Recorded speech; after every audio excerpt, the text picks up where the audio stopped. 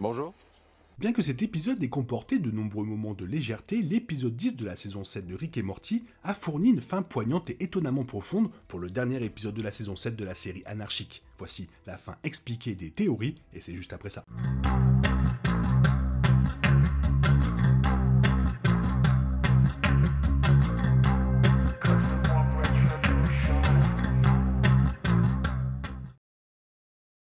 La saison 7 de Rick et Morty a considérablement changé le statut de la série de Adult Swim. D'une part, cette saison a remplacé la star de la série, Justin Roiland, comme voix des deux personnages principaux lorsque l'acteur a été accusé de violence domestique en janvier 2023. D'autre part, la saison 7 a mis fin à son scénario le plus grand et le plus dramatique jamais réalisé au milieu de la saison où Evil Morty a aidé Rick à enfin tuer son ennemi Rick Prime une fois pour toutes. Alors que Rick était heureux de voir la disparition de son ennemi, l'épisode 5 a clairement indiqué qu'il était secoué par les événements de l'épisode. La saison 7 aurait pu aller n'importe où après la mort de Rick Prime. Il était donc quelque peu surprenant que la série se concentre principalement sur des histoires autonomes, plus légères et plus stupides dans les épisodes suivants. Cependant, le final de la saison a offert une explication à ce choix. Dans l'épisode 10, Rick et Morty ont découvert le trou, un espace étrange qui simulait la plus grande peur de l'utilisateur une fois à l'intérieur, lui permettant ainsi de la conquérir. À la fin de la saison 7, les thèmes explorés et les lignes directrices des épisodes ont été abordés avec des configurations majeures pour la saison 8. Lorsque Rick et Morty ont émergé du trou, ils sont rentrés chez eux et ont retrouvé Diane, la femme de Rick, dans leur salon via un saut de portail miraculeusement chronométré par un Rick mourant. Rick semble avoir retrouvé son amour perdu, mais lui et Morty ont vite compris qu'ils étaient vraiment toujours dans le trou et que tout cela n'était qu'une ruse élaborée conçue pour simuler leur peur secrète la plus profonde. Morty a sauvé Rick du dépérissement grâce à la simulation de Diane par le trou, mais le duo était toujours piégé là-bas. Cela a conduit à une séquence semblable au montage hilarant de la mort de l'épisode 9 lorsqu'il pensait à plusieurs reprises à tort s'être échappé. Finalement, après plusieurs recommencements, le duo s'est échappé lorsque Morty s'est rendu compte que Rick ne l'avait jamais suivi dans le trou. Morty était seul là-bas et sa plus grande crainte était que Rick le considère comme un essentiellement remplaçable. Morty a découvert qu'il avait peur de compter sur Rick, ce qui lui a permis de se réveiller et de sortir réellement du trou. En faisant face à cette peur, Morty a conclu que Rick ne le considérait pas comme irremplaçable, mais ce n'était pas une mauvaise chose. Cela signifie plutôt que Morty pouvait être plus indépendant, qu'il n'avait pas besoin de centrer toute sa vie sur Rick, puisque son grand-père le considérait principalement comme un acolyte bien aimé, mais pas comme son monde entier. Cette révélation était énorme pour Morty, mais cela signifiait que les téléspectateurs voyaient très peu de Rick dans cet épisode. Après que Morty ait sauté dans le trou, les versions de Rick vues dans la majeure partie de l'épisode n'étaient que des projections de Morty. Le vrai Rick a été intrigué lorsque Morty lui a dit qu'une version de Diane se trouvait dans le trou et, après avoir dit à Morty qu'il suivait son conseil et l'éviterait, Rick a apparemment couru pour sauter dedans. Au lieu de cela, il a fait une pause et a placé une photo de Morty sur le mur de la renommée du trou. L'une des plus grandes faiblesses de Rick est son orgueil et sa conviction qu'il peut déjouer tout le monde. Mais ce moment met en évidence sa capacité à changer pour le mieux.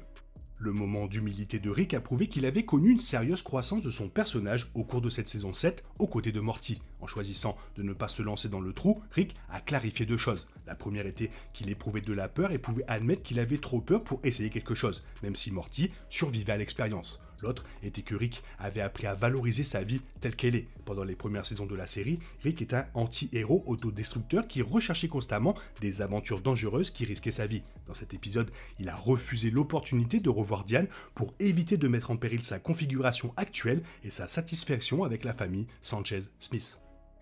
Dans la scène post-générique de cet épisode, Monsieur Boîte à Caca a utilisé un pistolet à portail qu'il a volé à Rick pour remplacer une autre version de lui-même qui était toujours heureusement mariée. Boîte à Caca a volé cette version alternative de sa vie au lieu d'améliorer sa propre existence. Un geste qui faisait sombrement écho aux arcs de personnages de la saison 7 de Rick et Morty. Dans l'épisode, Morty a été contraint de composer avec l'idée que Rick n'aurait pas besoin de lui s'il était heureux. Même après un épisode entier de Rick et Morty sans Rick, cette perspective a terrifié Morty, mais il a tenu bon et a fait face à sa peur. De même, depuis la mort de Rick Prime, Rick a été contraint de s'interroger sur son objectif. Boîte à Caca, remplaçant une autre version de lui-même au lieu de résoudre ses problèmes, s'apparentait à la version imaginée par Morty de Rick, vivant dans le trou avec une simulation de Diane, ignorant volontairement la réalité. Cependant, le vrai Rick n'a pas emprunté cette voie. Rick a délibérément évité de sauter dans le trou, même s'il savait que cela pourrait le réunir avec Diane, car il appréciait la vie imparfaite qu'il avait. En revanche, Boîte à Caca a refusé d'apprendre de ses erreurs. Le regard mécontent d'Amy sur lui implique qu'il est condamné à répéter son arc de personnage tragique. Cela aurait été le cas des héros de Rick et Morty s'ils n'avaient pas affronté leur peur et grandi.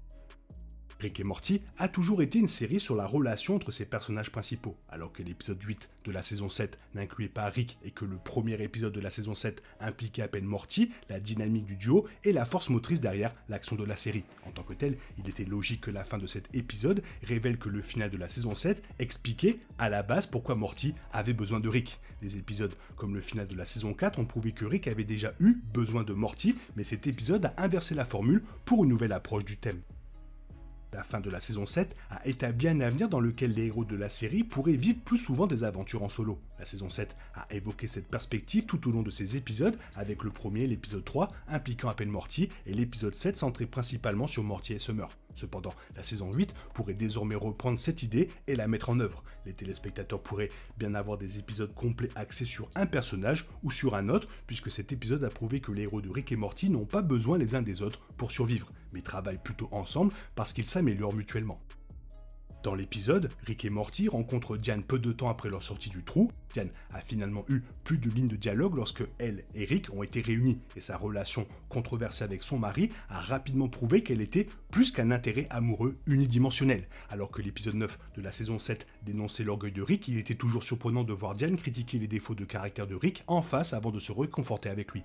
Étant donné que toutes les mentions antérieures de Diane sont venues via des flashbacks, les téléspectateurs n'ont jamais appris à la connaître autrement que comme le souvenir idéalisé de Rick sur sa défunte partenaire. Son temps d'écran limité auparavant indiquait qu'elle était une épouse et une mère, mais rien d'autre, tandis que cet épisode prouvait qu'elle était un personnage intelligent, buveur et aventureux qui pouvait suivre Rick à tout égard. Ce fut une surprise émouvante, mais la fin de l'épisode a compliqué les choses lorsqu'il s'est avéré que Diane que les téléspectateurs regardaient n'était pas vraiment elle. Techniquement, ce n'était qu'une simulation de Diane que Rick imaginait, et même la version de Rick qu'il imaginait a été imaginée par Morty.